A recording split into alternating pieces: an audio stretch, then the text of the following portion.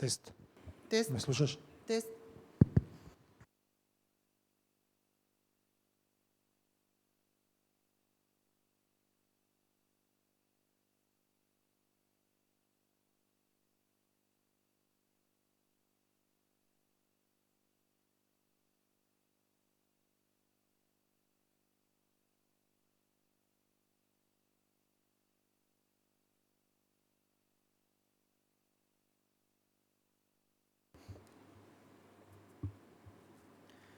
Почитувани медиуми, почитувана јавност, следува пресекот направен во 17 часот и 30 минути за излезноста на гласањето, како и за текот на гласањето.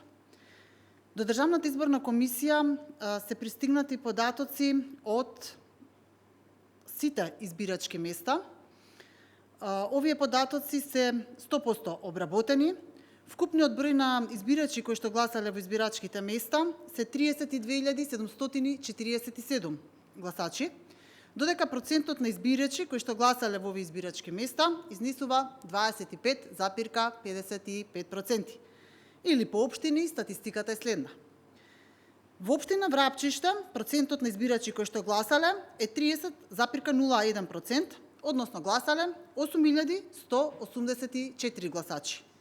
Во општина Гостивар излезноста е 25,23%, односно гласале 20.887 гласачи.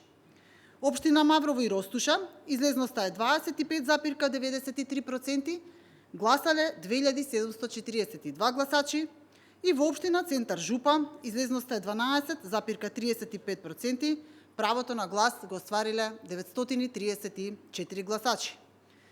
Во споредба со изборите во 2025 година, пресекот во 17 часот и 30 минути тогаш, излезноста во општина Гостивар била 28,02%, што значи дека имаме благо намалување од 2,79% во излезноста. Во општина Врапчиште излезноста била во 2025 20,94%, тука забележуваме зголемена излезност од 9,07%. Општина Маврово и Ростуша излезноста во 2025 година била 25,89%, тука се забележува зголемена излезеност од 0,04%.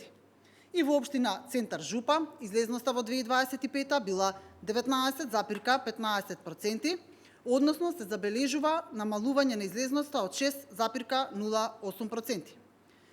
Во однос на текот на гласањето, ќе ви информираме дека гласањето се одвива непречано до сега, освен овој случај за кој што информиравме јавноста до сега за Гостиварското населено место, каде што гласањето не ни започна, на сите други места гласачите непречано го остваруваат своето право на глас.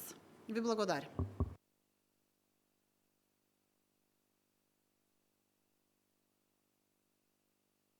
Има избирачки места каде што ќе се продолжи гласањето. Отприлика продолжувањето на гласањето би било нешто повеќе од 1 час.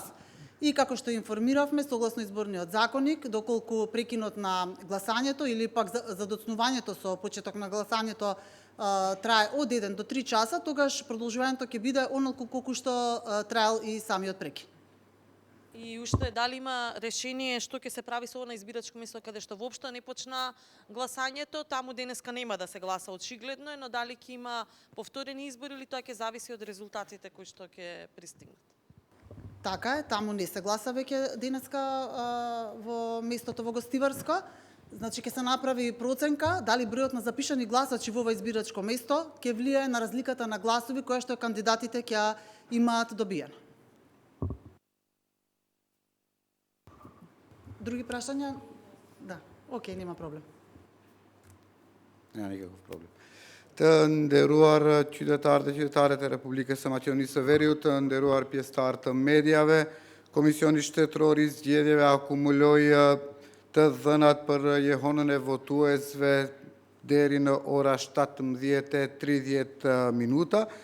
Gjithsej të dhëna nga 215 vendvotime, 100% përpunuara në gjitha këto vendvotime ku edhe sot kryhet votimit për zgjedhjet e përsëritura për kryetarët të komunave. Sipas këtyre të dhënave rezulton që 32.727 votues deri në ora 17:30 minuta e kanë realizuar të drejtën e tyre të votës. E thënë kjo në përqindje, jehona e votuesve në të gjitha këto vendvotime është 25,55%. Sipas komunave, të dhënat janë si vijojnë. Komuna e Vrapçishtit, jehona e votuesve është 30,01%, përkatësisht 8.184 votues kanë realizuar të drejtën e tyre të votës. Komuna e Gostivarit, 25,23%, 20.887 votues e kanë realizuar të drejtën e tyre të votës në këtë komunë. Në Mavrov dhe Rostush, 25,93% është jehona e votuesve, dhe gjithsej 2.742 votues e kanë realizuar të drejtën e tyre të votës. Në komunën Qendër Zhup, jehona e votuesve është 12,35%, përkatësisht 934 votues e kanë realizuar të drejtën e tyre të votës. Nëse i krahasojmë këto të dhëna me të dhënat e 19 tetorit 2025, kur u mbajti edhe raundi i parë i zgjedhjeve lokale, atëherë vërejmë që në komunën e Vrapçishtit kanë rritje të jehonës së votuesve për 9,07%. Kujtojmë që në të njëjtën kohë në komunën e Vrapçishtit 2025 jehona e votuesve ishte 20,94%. Në komunën e Gostivarit vërejmë ulje të jehonës së votuesve në krahasim me 2025 dhe ulja është diku rreth 2,80%, konkretisht 2,79%. Kujtojmë që atëherë jehona e votuesve në të njëjtën kohë ishte 28,02%. Në Mavrov dhe Rostush vërrehet një ngritje e ulët e jehonës së votuesve që shkon në plus 0,04%.